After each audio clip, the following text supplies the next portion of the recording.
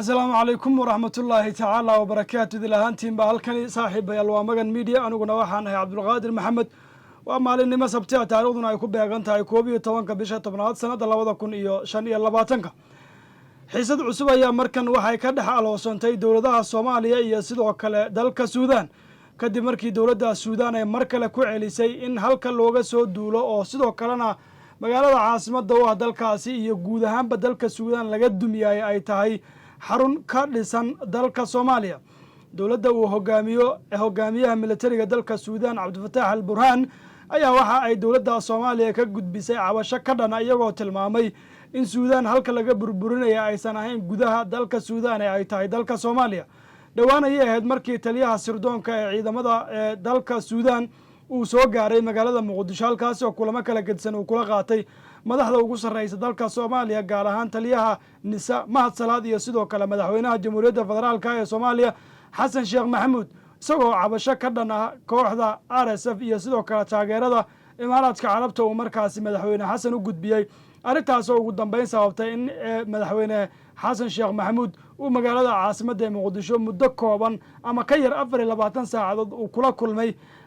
sirdoonka Suudaan iyo sidoo kale wasiir dawlaha arrimaha dibadda Imaaraadka Carabta oo markaasi daba socday safarka uu sirdoonka Suudaan markaasi ku tagay magaalada caasimada ah ee dalka Soomaaliya Muqdisho haddaba saaxiibayaal warbixinteena waxaan kula wadaagi doonaa mar kale ayay Suudaanintu ay ka qaylinayaan Soomaaliya waxaana hadda soo baxday warbixin sheegaysa in ciidamo cusub oo markaasi ay wadaan oo caloosho u shaqaystayaal oo Imaaraadku uu soo kireystay oo la doonayo inay dagaal ku qaadaan dawladda Cabdulfataax al-Burhaan iyo sidoo kale dawladda caalamku aqoonsan yahay ee Suudaan taageerana siinaya jabhadda RSF ay markaan lagu ururiyay sidoo kalena laga daabulayo garoon ku yaala magaalada Boosaaso halkaas oo ay ciidamada dalka Imaaraadka Carabta ay ku leeyihiin sida sheegay saldhig military ciidamadan ayaa qaar ka tirsan oo la wareystay waxa ay tilmaameen inay mushaar ahaan u qaadanayaan bishii in ku dhow $3,000 waxaana la tilmaamay in la keenay magaalada Boosaaso halkaas oo Imaaraadka Carabtu saldhigay ku leeyihiin kuwaas oo marka ugu dambeysana laga sii daabulo oo la geeyo dalka Suudaan si ay uga barbar dagaalamaan jabhadda RSF oo markaasi Imaaraadka Carabtu uu taageero kala gedsan siiyo warbixinteena waxaan ku wadaagaynaa ama idin kula wadaagaynaa mid kamid ah ciidamada calooshooda shaqaystayaasha oo ka soo jeeda dalka Colombia oo warbaahinta si hoose ula hadlay tilmaamayna inta ay leeyihiin mushaaraadka ay qaataan halka laga soo dejiyo meesha ugu dambeyn la keeno iyo sidoo kale saldhigga Imaaraadka Carabta uu magaalada Boosaaso ku leeyahay arrintaas oo mar horeba ay dawladda waddanka Suudaan si aad uga hadashay soo dhawaada saaxiibayaal Cabdulqaadir Maxamed ayaan ahay idinna magan media ayaad iga daawanaysaan nagu soo biir haddii aad nagu cusub tahay oo barteena YouTube-keena subscribe ku sabe sidoo kalena muuqaalkan la sii wadaag saaxiibada si meel dheer u gaaro aynu ku bilownay warbixin ay si wada jir ah u daabaceen wargeyska lagu magacaabo The Guardian oo ka soo baxa dalka Ingiriiska iyo sidoo kale warbaahinta dalka Colombia ee lagu magacaabo La Sila ayaa shaaciyay in saldhig military oo Imaaraadka Carabta ku leeyahay magaalada Boosaaso ee gobolka Bari ee maamulka Puntland loo adeegsado meel la sii mariyo dagaalyahanada Colombiyaanka ee loo diro dagaalka ka socda gudaha dalka Suudaan iyadoona arrintaasi ay warbixin sidoo kale ka soo saartay dawladda Suudaan taas oo cabasho soo gaarsiisay dalka Soomaaliya mid kamid ah dagaalyahanada Colombiyaanka oo magaciisa la qariyay sababo amni dartood ayaa sheegay in safarkiisu uu ka bilowday magaalada lagu magacaabo Bogota oo dabcan ah caasimada dalka Colombia halkaas oo uu ku saxeexay heshiis uu bishii ku qaadanayo $2,600 Mareykanka kadib waxa uu sheegay waxa la geeyay dalka Ethiopia waxaana lagu sheegay in talaabada xigta ama isaga lagu wargeliyay in talaabada xigta ay ahayd safar uu ku tagay saldhigga Imaaraadka Carabta uu ku leeyihiin magaalada Boosaaso ka hor inta aan loo gudbinin magaalada lagu magacaabo Inyala oo ka tirsan dalka Suudaan Imaaraadka Carabta ayaa lagu eedeeyay inay markaasi maalgelin iyo hub siiyaan ciidamada lagu magacaabo Rapid Support Force oo loo soo gaabiyo RSF dagaalka kula jira ciidamada dawladda Suudaan inkastoo eedeymahaasi ay Abu Dhabi si joogto ah u beenisay balse warbixinada kala gedsan ee arrimahaas laga qorayo waxa ay tilmaamayaan in Imaaraadka Carabtu markaasi uu taageero ballaaran u muujinayo ciidamadaasi RSF ee dagaalka kula jira jabhadda ee dagaalka kula jira ciidamada dalka Suudaan ee uu hogaamiyo Cabdulfataax al-Burhaan ciidamadan ayaa sidoo kale la sheegay inay imaaraadku ka taageeraan dhinaca cirka waxaana diyaaradaha qumaatiga u kaca kuwa daroniska ee ay imaaraadku leeyihiin inta ay ka kacaan magaalada boosaaso ay duqeymo ka geerstaan magaalada boos suudan oo ay dowladdu hadda ku shaqayso sidoo kalena goobaha ay dowladdu kaga sugan tahay magaalada caasimadda oo dalka suudan ee khartuum iyo gobollada kala gedsan ayay halkaasi markaasi duqeymo ka geystaan marar kala gedsan ayay dowladda suudan iyo sidoo kale wadamo suudan taageera markaasi imaaraadka ku dhaleeceeyeen inuu xasilooni darada iyo sidoo kale burburka suudan uu qayb ballaaran ka leeyahay waxaana la tilmaamay in markaasi ay u socdaan imaaraadku inay gacanta ku dhigaan dekeda weyn ee dalka suudan sidoo kalena ay qabsadaan meelaha laga qodo macdanta kala gedsan oo waxaa la yidhi jabhadda waxa ay u taageerayso imaaraadku waxay doonayaan markaasi inay qabsadaan ceelasha shidaalka gobollada daabka laga qodo iyo sidoo kale dekeda halkaasi oo ay imaaraadku markaasi ay doonayaan inay gebi ahaanba gacanta ku dhigaan dowladda militariguna waa ay ka soo horjeedaa arrintaasi dagaalkuna sidaas ayuu u socdaa hadda ciidamo ayay imaaraadku ka soo kareynayaan wadamada latin america ku yaala si gaara colombiyan calooshooda u shaqaystayaala ayaa magaalada boosaaso laga soo dejinaya imaaraadka ayaana halkaasi ka kaxaynaya waxa uuna geenayaa gudaha dalka suudan si ay uga barbar dagaalamaan jabhadda RSF oo inta badan gobollada dalkaasi muddooyinkii u dambeysaba looga adkaanayay warbixintan waxa ay muujinaysaa baa la yidhi in boosaaso ay noqotay meel istaraatiiji ah oo ay imaaraadku u adeegsadaan howlgalladooda military ee gobolka taasoo sare u qaadaysa su-aal ku saabsan doorka soomaaliya ee dalka suudan iyo sidoo kale isticmaalka dhuleed ujeedooyinka ciidan oo aan daahfurnayn warbixintan waxaa la yidhi soomaalidu si qarsoon ayay markaas dagaalkan suudan ka socda ugu lug leeyihiin waxaana dowladda madaxweyne xasan sheekh maxamuud lagu dhaliilay in suudan meesha laga duminaya ay tahay markaasi gudaha dalka soomaaliya arrintaas suudaniiska oo daba socda ayaa bishii hore aynu soo dhaafnay waxaa magaalada caasimadda ee muqdisho soo gaaray wafdi uu hogaaminayo taliyaha sirdoonka ee ciidamada dalka taliyaha sirdoonka qaran ee dalka suudan kaas oo madaxweynaha jamhuuriyadda federaalk ee soomaaliya xasan sheekh maxamuud iyo taliyaha sirdoonka qaranka ee mahad salaad soo gaadhsiiyey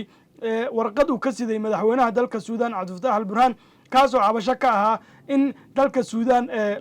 laga duminayo gudaha dalka soomaaliya waxuuna soomaalida ku wargeliyey in dekeda boosaaso iyo sidoo kale garoonka diyaaradaha halkaas iyo saldhiga ay magaaladaasi ku leeyihiin ciidamada imaaraadku uu yahay meesha keliya ee hadda looga soo duula suudan lagana buriyo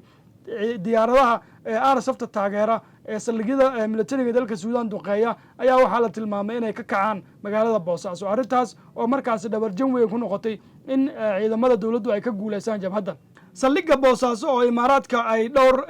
ay dhiseen dhowr sano ka hor waxaa markii hore loo sheegay inuu u adeegayo tababarka ciidamada badda puntland balse marar badan ayaa la sheegay inuu noqday xarun military oo imaaraadku si madax bannaan ay u maamulaan taasi oo markaasi meelka dhac ku noqonaysa heshiiska ay dowladda soomaaliya kula gashay imaaraadka markaasi inuu uga dhex shaqeeyo gudaha dalka ma jirto ilaa iyo hadda meel ay dowladda soomaaliya ku sheegtay inay saldhig military ay ku siiyeen ciidamada imaaraadka iyo sidoo kale dowladda imaaraadka balse saldhigan ayaa markii hore loogu tilmaamay ama loogu ogolaaday inuu noqdo saldhigay markaasi ciidamada puntland ay ku taageerayaan tababaro kala gedsan si gaara kuwa loo yaqaano BSFta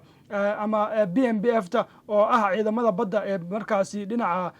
puntland ay u tababaraan sidoo kalena iyagu ay yihiin cidda mushaaraad kala gedsan siisa balse wuxuu saldhigan u muuqdaa mid markaasi ka leexday wadadii markaasi ay dowladdu ku ogeyd oo waxaa laleeyahay markan saldhig military oo imaaraadku ay si rasmi a u maamulaan oo iyagu ay markaasi waxa ka soo degaya waxa gelaya iyo sidoo kale waxa ka baxayaba ay og yihiin cid kalena aan lala wadaagin ayuu markaasi u noqday waxaa sidoo kale la tilmaamay inuu yahay santarka ama meesha laga weeraro dalka suudan imaaraadka ayaa marar kala gedsan lagu eedeeyey inuu si toos ula xiriiro jabhadda RSF hoggaankeeda sidoo kalena uu taageero wixii cirka ah ee markaa diyaaradaha ahna uu markaasi markaas ku caawiyo jabhaddan imaaraadka carabta ayaa muddo dheer lagu eedeynayey inay maalgelin iyo hub siiyaan RSF inkasta oo si joogta ay u diidayeen eedamahaas warbixintan cusub ayaa dib u soo nooleynaysa su-aalihii ku saabsanaa doorka imaaraadka carabta ee dagaalka suudan iyo sida ay puntland uga warhayso ama ugu ogol tahay in dhulkeeda loo adeegsado howlgal ciidan oo qarsoodi ah kaasoo lagu burburinayo dal ee soomaaliya la tilmaamay inuu abaal badan ku leeyahay tan iyo burburkii soomaaliya 1990kii wixii ka dambeeyey dowladda suudan waxa ay siisay fursado waxbarasho oo ballaaran dadka soomaaliyeed iyadoona jaamacadaha kala gedsan ee dalkaasi ku yaalla ay qabteen kumanaan ardaya madax soomaaliya hadda xukuno kala gedisan ka haysa kuwa hore uga soo qabtay iyo kuwa hadda joogaba ayaa la tilmaamay inay ka soo baxeen jaamacadaha dalka suudaan waxyaabihii ay markaas suudaaniyistu ugu mana sheegteen dowladda soomaaliya ayaana la tilmaamay inay arrintaasi ka mid ahayd suudaan cabasho ballaaran ayay ka tahay dowladda soomaaliya markan waxayna tilmaantay in rsf ay gudaha dalka uga adkaadeen laakiin duqaymaha imaaraadka ay yihiin kuwa markaasi ciidamada militariga ku fashilinaya gudaha dalka suudaan waxaana la tilmaamay in imaaraadku uusan toosa abudubay ama dubay iyo sidoo kale magaalooyin kale ee halkaasi dubay imaaraadka carabta aysan diyaaradooda ka soo kicin meesha suudaan laga burburiya ay tahay magaalada boosaaso arrintaas dowladda soomaaliya waa ay ka garowday laakiin waxaa garowshyahaas gebi ahaanba burburiyey markii wafdigii suudaan ay ka daba yimaadeen wafdi kale oo uu hogaaminaya wasiiru dowlaha wasaaradda arrimaha dibadda ee imaaraadka carabta kaasoo magaalada muqdisho soo gaaray wax ka yar 24 saac markuu magaalada muqdisho ka dhoofay taliyaha sirdoonka suudaan waxauna wasiiru dowluhu xasan sheekh maxamuud la tilmaamay inuu ku wargeliyey inuu gebi ahaanba faylkaasi iska laabo oo suudaan warkeeda uu meelna uu ka soo qaadin tii oo hadda muuqata maadaama imaaraadku weli ay duqaymihii ay suudaan ka geysanayeen ay diyaaradahoodu ka kacayaan magaalada boosaaso oo ah dhul soomaaliyeed xasan sheekh maxamuud waa eed kale oo markaas dowladdiisa dul hoganaysa maadaama suudaan iyo soomaaliya uusan wax dagaala ka dhexaynin waxaana markaani muuqata haddii aysan dowladda madaxweyne xasan sheekh maxamuud markaasi aysan wax aragti iyo sidoo kale wax tallaabo ah ka qaadin diyaaradaha intay ka kacaan boosaaso duqeynaya caasimadda suudaan ee khartuum sidoo kalena halka ay hadda dowladdu degan tahay oo loogu magacaabo bood suudaan duqeymaha kala gedisan ka geysanaya ay markaasi dowladdu la ogoshahay waana arrin markaasi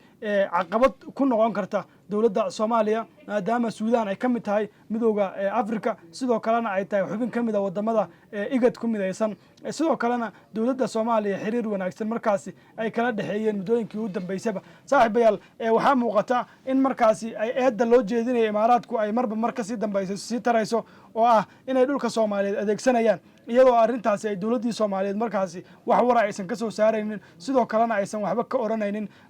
waa arrin kale oo muruga xambaarsan baa laleeyahay in markaasi dowladdii soomaaliya ee loo dhaariyey inay dhulka soomaaliyeed guud ahaantiisaba ay markaasi maamusho inaysan waxba ka ogeen waxa ay dowladaha shisheeye gudaha dalka ka samaynayaan imaaraadkuna waxa uu ka mid yahay dowladaha ugu horeeya ee markaas sida aadka u burburinaya gudaha dalka soomaaliya ee doonayana in soomaalida lagu diro wadamada dariska ay leeyihiin markaasi sida etoobiya kenya iyo sidoo kale wadanka yeman oo hadda la tilmaamayba in xuutiyiintu markaasi ay taageero siinayaan kooxaha argagixisada ah ee dalka soomaaliya markaasi ka dhaqdhaqaaqa arrintaas oo markaasi caqabad ku noqonaysa in dib loo dhiso hanaankii amniga iyo hanaanka dowladnimo ee muddooyin 30 sano ka badan markaasi lagu soo waday in dib u dhiska lagu sameeyo saaxiibayaal warbixinteena intaas ayaan ku gabagabaynaynaa sidaad u aragtaa nala wadaag barta faalada nagula wadaag fikirkaaga ku aadan in suudaan laga burburiyo garoon ku yaalla magaalada boosaaso imaaraadkuna markaasi ay diyaaradahooda halkaas ka kacaan duqaymana ay ka geystaan magaalada